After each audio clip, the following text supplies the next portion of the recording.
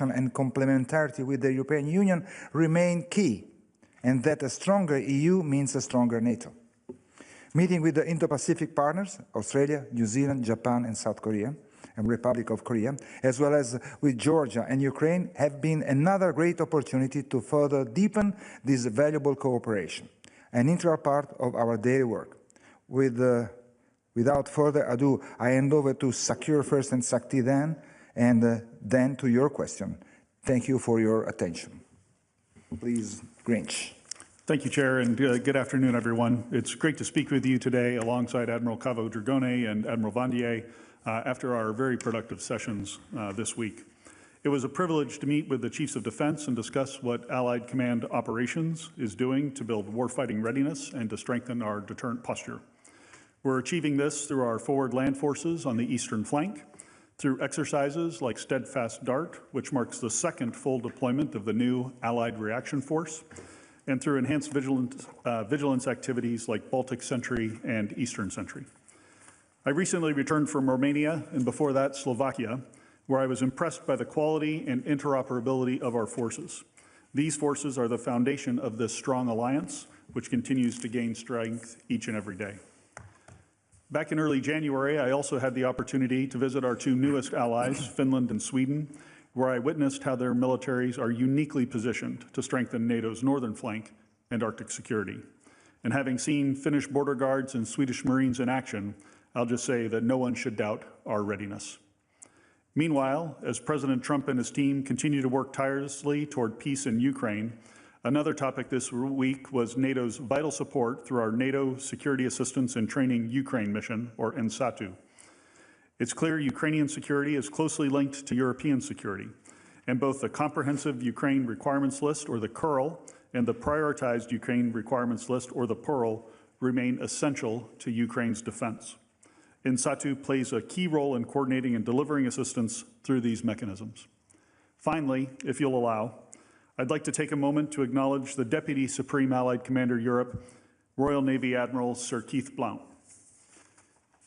He'll leave us in March, but in the time he's been here, Sir Keith has done a phenomenal job. He's been relentless in his efforts to enhance our deterrence and our collective defense.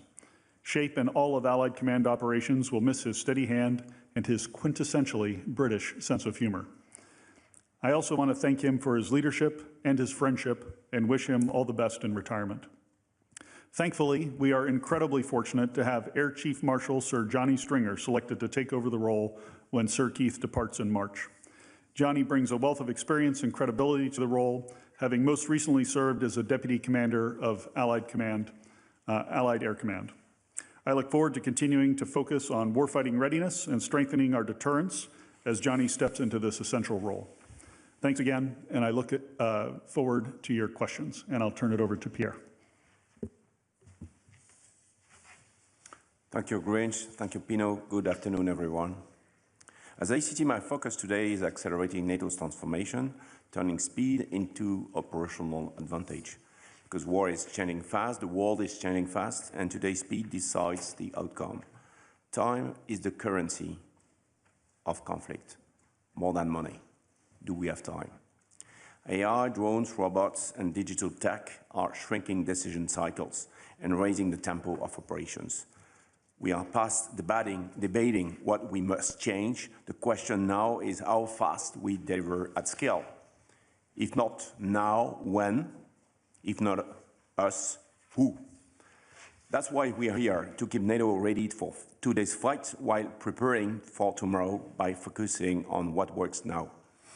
At ACT, our job is clear: move the alliance from thought to action, be ready to win next wars, the best way to deter our adversaries and keeping our 1 billion plus citizens safe. We turn battlefield lessons, science, and operational reality into tools and in training and make them more relevant for all allies. The 3.5 defense pledge gives us a real momentum for midterm capabilities. But ICT is also driving change now through concrete projects that speed up tech adoption, as we did last year on Task Force 6. And we build forces that are more agile, more tough, and more lethal. We focus today on 3 priorities. First, we need mass and autonomy. Modern war demands scale and tempo. In the Allies rearmament effort, we are working to include new tools and new technologies that will increase both resilience and lethality. Robotics, IT, and space are extraordinary accelerators of military power. They have been at the roots of Ukraine's sustainability to resist Russian aggression. We are working to incorporate these technologies across every aspect of our forces. Second, we need a modern cloud-enabled command and control. Modern warfare is a war of tempo. Time is the commodity. We need to decide faster, to synchronize better, and to act first. This requires secure data, robust links, and digital backbone that can connect allies' forces at speed. Advanced modeling shows that modern multi-domain C2 delivers a clear, measurable edge. Third, we need training and readiness. This year, together with ACO, we launched audacious training, a renewed way to train our forces, leveraging the latest technologies while preparing our forces to constantly adapt in a volatile environment. Through audacious training, we ensure NATO forces can deploy, link up, and operate together at scale against any adversary. This is how we keep NATO strong, adapt faster, train harder, stay ahead.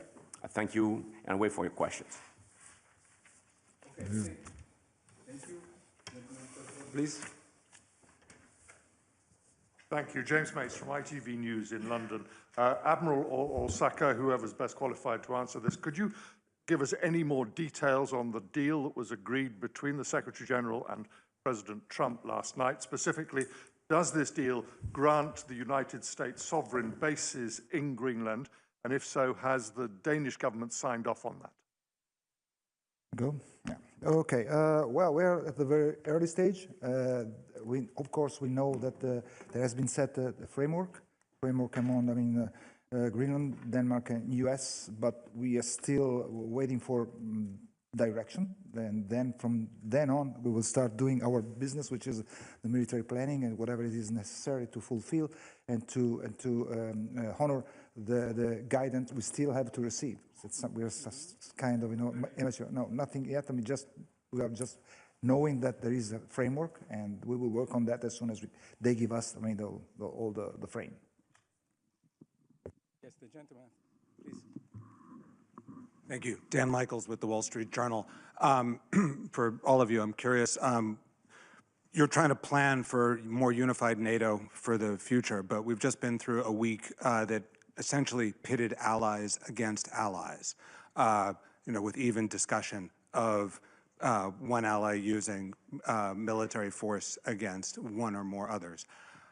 How difficult does this make your work, and how do you manage to get on with what you're doing when there are distractions like this that potentially put your forces in conflict with each other? Thank you. Thanks for the question. I guess I would